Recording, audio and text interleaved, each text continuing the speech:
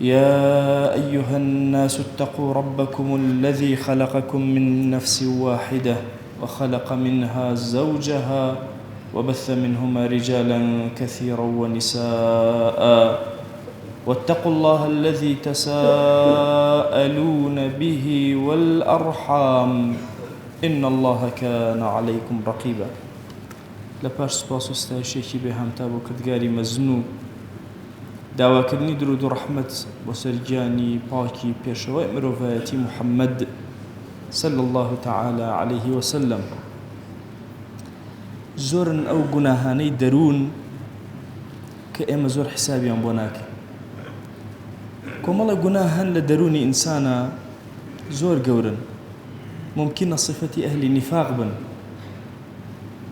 ئێمە زۆر کات تەوبەیان لەسەر ناکەین و زۆریش گویان نادەینێ لە کاتێکە هەر یەکێک لەو گوناهانە لە ڕۆژی قیامەتە محاسەبە ئەکرێن لەسەر. چۆن دەستی تۆ عیبادەت و گوناهی هەیە، چاوی تۆ عیبادەت و گوناهی هەیە، دڵی تۆ عیبادەت و گوناهی هەیە. یەکێک لەو گوناهانەی کە گوناهێکی زۆر گەورەیە لە دڵی ئینسانە لە عەرەبیە پێی ئەوترێ ئەشەماتە. شەماتە بە مانا ئەتوانین بڵێن بە مانای شادکامی دێ، یان هەندێک لە نووسەرانی کورد بە شادنفرۆت لێکیان داوەتەوە، واتە شادبوون بە نەفرەتبوونی خەڵک، شادبوون بە بەڵای خەڵک، شادبوون بە زەحمەتیبوونی خەڵک. إمام قرطبي أفرمي الشماتة السرور بما يصيب أخاك من المصائب في الدين أو الدنيا. أفرمي الشماتة شيء أو كإنسان ضل خوش ببوي كبراكي دوستكي خزمكي توشي مصيبتي به شو مصيبة للدين شو مصيبة للدنيا بيوتر الشماتة. شماتة صفتي أهل النفاق. خدا جل جلاله لقرآن باسكات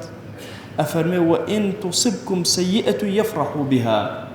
أي إيمان دارن أجر مصيبتي الربكات إيوة أوان بي دلخوش أبن واتهركات إنسان دلخوش بويك براكي دوستكي خوشويستكي توشي بلا مصيبتها شد دنيوي شد ديني. أما صفة أهل النفاق،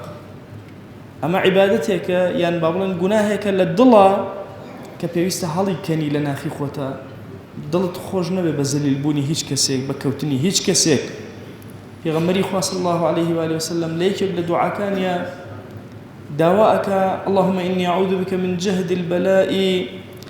ودرك الشقاء وسوء القضاء وشماتة الأعداء. خوای پەنا ئەگرم بەوەی کە دوژمنەکان دڵم پێ خۆشکەن و گاڵتەم پێ بکەن. ئەیوب عليه السلام هەموو داستانەکەتان بیستووە چەند زەحمەتی بینی، پێیان وت ناڕەحەتترین شتت لەناو زەحمەتیەکان و عەقوبەکانە چی بوو؟ فەرمووی وەڵڵاهی شەماتەی دوژمنەکان کە گاڵتەیان پێ ئەکردم، ئەیان و دیارە خوا گرتوویەتی بۆیە ئەوە خوا پشتی تێکردووە. پێغەمبەری خوا صلی الله عليه وسلم زەحمەتترین کاتەکانی ژیانی کەی بوو؟ ئەو کاتە بوو کە موشکین گاڵتەیان پێ ئەکرد، ئەیان قەد قەلاکە ڕەبوکە، خواکەت وازی لێهێنایی پشتی تێکردووی. كاتكوا انقطاع وحي بيغمر صلى الله عليه وسلم نأهات. حسني بصري قصيكي زور عظيمي هي أفرمي شماتل دلي إنسانا بلام أبي إنسان زور آقاي لبي لتصرفات يا درنك محاولك لدلي أشار سريك. هم إنسانك بطبيعتي حال دجمنك بكي بيت خوش نچي أما بدموچاوته ودركي الرنگ خوش ديار به، نەچی بە زمانتەوە دەرکەوێ نەچی بە کردەوەتەوە دەرکەوێ. حەسەنی بەسری ئەفەرمێ ئەگەر شەماتە لە هەر کەسێکە دەرکەوت عاقبەتی باش نابێت. بۆیە ئەبێ زۆر هوشیار سێکن لە قورئانە کاتێک موسا عليه السلام ئەگەڕێتەوە بەنو ئیسرائیل. طبعا بەنو ئیسرائیل پیسترین قەوم کە لە قورئانە سبحان الله هەرچی صفاتی بەدە بۆ ئەوان دانراوە، حتا ئەم جەنگانەی ئەخیرێ مەحاڵیمان نەبوو لە بەنو ئیسرائیل. ئێستا تێگەیشتین ئەوەی کە لە قورئانە باس کراوە خاڵ بەخاڵ لە بەنو ئیسرائیلە هەیە. طبعا کاتێک کە موسا هاتەوە ئەمانە دەستیان کرد بە گوێرەکە پەرستن. ئاخر تازە خوا نەجاتیابی بە پچاوی خۆت بینێ بێتە ئەو شەق بووە بە ناویا چوویتە ئەو بەرەو دەستی کردێ بە گوێرەکە پەرست. زۆر عاجز بوو لێیان کە هاتەوە هاڕوونی برای گرت، ئاوا سەری هاڕوونی گرت نزیکی کردەوە لە خۆی لە دوورەوە دوژمنەکان پێیان خۆش بوو. هاڕون فلا تشمت بي الأعداء أي برام أو أمك بادوجنا كان ظلم بي خوجنا كان وابزان بيني من توتيك شو يتر أوان بإسراحات بيبكن وقال طمان بيبكن زور قرنج إنساني مسلمان أجاي لم صفته خوش ويست ئێمە دراوسێمان هەیە خزممان هەیە کەسمان هەیە دەنگ لەبینمانە ئەبێ ڕق لە دڵمانە جاروبار دروسە بێ ئەبەدەن لە کاتی تنگانەی خەڵکە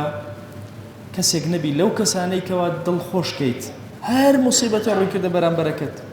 هاوار کە خوایە من لەو موسیبەتە دوور خەیتەوە ئەفەرمون عقوبەی شەماتە لە دنیاشە هەیە و لە ئاخرەتیشە کە دەرکەوت لە تۆیە لە دنیا عینی ئەو چۆن تووشی موسیبەت بە تووشی هەمان موسیبەتت ولا آخرتي إنسان سرشور أبي كاتي محاسبة قلبي أكري ودلي أكري أبي تسزائك وتشاورك بوي إما لقل دورو برمانا زور أبي هوشيار أنما مالكين جاري ويك كلمة لتوية دلال لسر شاء وشماتيك لدلت كسيك أبيني دولة من دل كسابتك وتوا كأكني أزاني كاسبيكار أو هاو شكل لدلت توا حسدك بسوك هي حسدك أجغلنا قسيك أكي يان أو تاني کەسێک ئەبینی مناڵەکانی پەروەردەی جوان نییە کاکە نازانە مناڵ پەروەردەکە هەر ئاوا دەرەچێ نەتیجەکە دەلێ گەڕێواز لێ بێنە هاوکاری شێطان مەکە لەسەر براکەت شەماتەی خۆت دەرمەخەوەی ناخت ئەمانە هەمووی حەسەدی ناوی ئێمەن دەرئەکەون لە زمانمانە لە کردەوەمانە ئەبێ زۆر هوشیار بین ئێمە ئاگامان لە دڵمان بێ ئاگامان لە زمانمان بێ ئاگامان لە کردەوەمان بێ کورە ئومەتی محەممەد صلی الله عليه وسلم ئومەتێکی زۆر ڕێک و جوان لارو خواریتیان نییە کورەوە ئێمە لارو خوارین ئەگەر نە ئەم پەیامە شیرینە هەموو یاساکانی دڵیشمانی ڕێخستوو ئەوە ئێمن هەندێک جار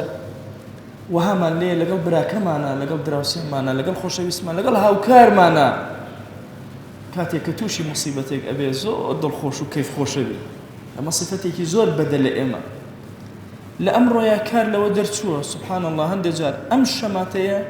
لەم تۆڕی کۆمەڵایەتی شتانە بڵاو ئەبێتەوە هەندێک جار ئەم شەماتە و ڕق و کینەی ناخمان دەرئەکەوێ بە تەواوی لە ڕەفتار و کردارمانە بەرامبەرەکەمان کام شتە زۆر جوانە ئەگەر خوای گەورە پێ بدە کاتێکەوە ئەکەوێت و لە دەستی نامێنێ زۆرمان پێخۆش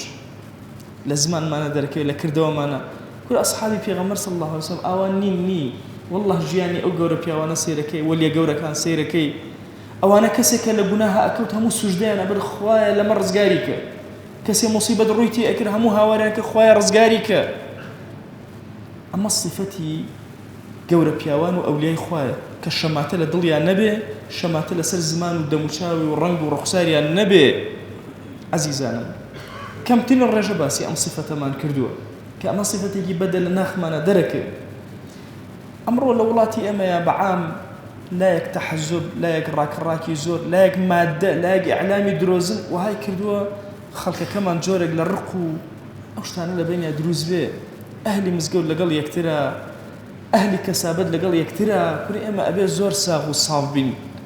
واللهی ئەگەر خاوەنی ئەم دڵە پاکە نەبین خاوەنی دیندارێکی ساغیش نابین دینداریمان تەنها ئەوە نییە نوێژێکمان هەبێ و سوژدەیەکمان هەبێ و لە مزگەوتا قورئان خوێندنێکمان هەبێ ئەمە بەشێکە لە خوا ناسیمان بەشێکی تری بریتێ لە تۆکمەبوونی تۆ مرۆڤبوونی تۆ گەورەبوونی تۆ دروستبوونی تۆ ئەمانە هەمویان لەم ئاینە پیرۆزەی ئێمەیە بەیان کراوە دڵی ئێمە مەکتەبەیەکی شێوە و نییە ڕێک و جوانە پێغەمبەری خوا صلی الله عليه و آله وسلم زۆر شتی بۆ ئێمە بەیان کردووە کە زەڕورە لەسەری بوەستین بە تایبەتی لەم زەمەنی فیتنە و فەسادا لە بەرامبەر ئەو هەجمە گەورەیە کە دژایەتی و ڕق و کینە لە بینی موسڵمانانە زیندوو ئەکاتەوە دروست ئەکا بوەستین و خۆمان دروست کەینەوە لعل رب العالمین میهرەبانی خۆی بەسەرمانە ئەبارێنێ یا ڕەبی خۆیە داوات لێ ئەکەین بەناوی جوانت بە صیفەتی بەرزت بە ئیسمی عەظەمت شەماتە لە دڵ و دەروونمانە بەرامبەر بە هیچ ئیماندارێ مەهێڵە یا رب العالمین یا ڕەبی خۆیە داوات لێ ئەکەین بەناوی جوانت بە صیفەتی بەرزت بە ئیسمی عەظەمت یەک حەسادت لە دڵمانە مەهێڵە بەرامبەر بە هیچ کەسی لە ئومەتی پێغەمبەر صلی الله عليه وسلم یا ڕەبی خۆیە لە هەرچی گوناهمانە ببورە گوناهێ بە ئاشکرا کردومانە عەفومان کە گوناهێ بە پەنهان کردومانە عەفومان کە گوناهێ نەمانزانی کردمان عەفومان کە گوناهێ زانیمان و زیادە ڕەویمان لە حەقی تۆ یا کرد خوایە عەفومان کە یا رب العالمین یا ئیلاهی داوات لێ ئەکەین ئێمە لەم ڕۆژە مبارەکە لە حوزوری تۆیە خوایە هەرچی کەڕەمی خۆتە بەسەرمانە دای ببارێن خوایە بمانگەڕە لەو عەبدانەی کە كلام رجاليان راضي أبي قرفت كان من شار سرك نخوش كان من شفاء بدا تابد أواني داوين لكردون يا ربي خويا شوي خير يا مو بنيرة يا ربي خويا أم إيمان داراني كلام ماليتو يا كوبونا توا لقون ديكي دور دسي هورامان يا إلهي همو أمانة روحي دينداري لرا كوي كردونا توا بخوا خويا خود شاهدي أمانة بحياتي سريا نخسو تزوي للسجدة تنها بو تو نبي خويا أمانة ركوعي النبردو تنها لبردم تو يا نبي إلهي أمانة أو عبدانا دسي زليل دعاء برزناك وتنها لمقامي تو يا نبي دا إلهي دعاك ننجرابك ادعوا الله وأنتم موقنون بالإجابة.